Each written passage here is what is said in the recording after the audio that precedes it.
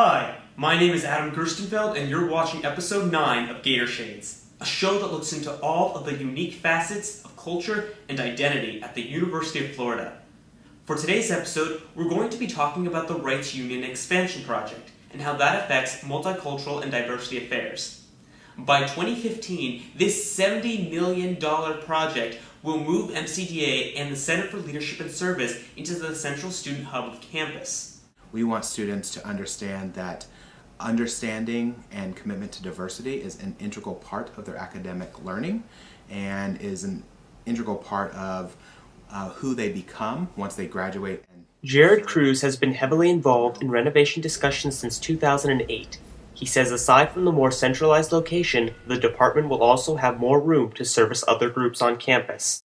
86% of any available day within a given semester has a program, at least one program from any of our areas on it, sometimes two of them. We're going to have a lot more floor space, a lot more seating, table space for students to gather and meet, whether it would be in informal conversations or discussion groups.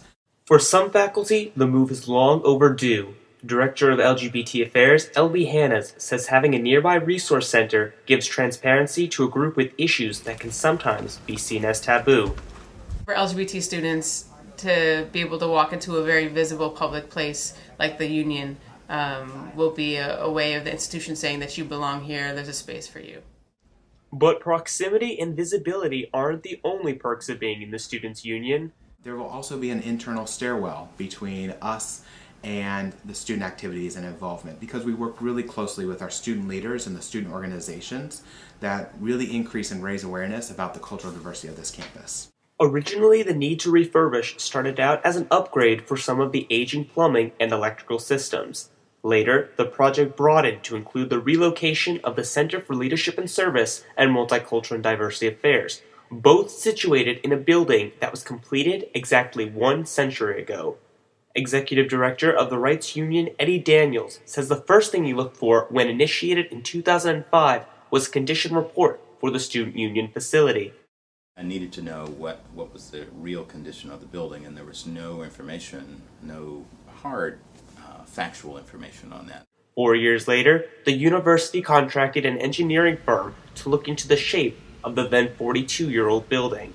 They produced a report at the end of their study that basically said to us that we had about $42 million that we needed to spend over the next, I think they extended that out to the year 2024.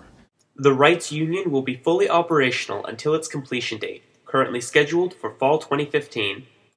Thank you for watching this week's episode of Gatorshades. See you guys next week.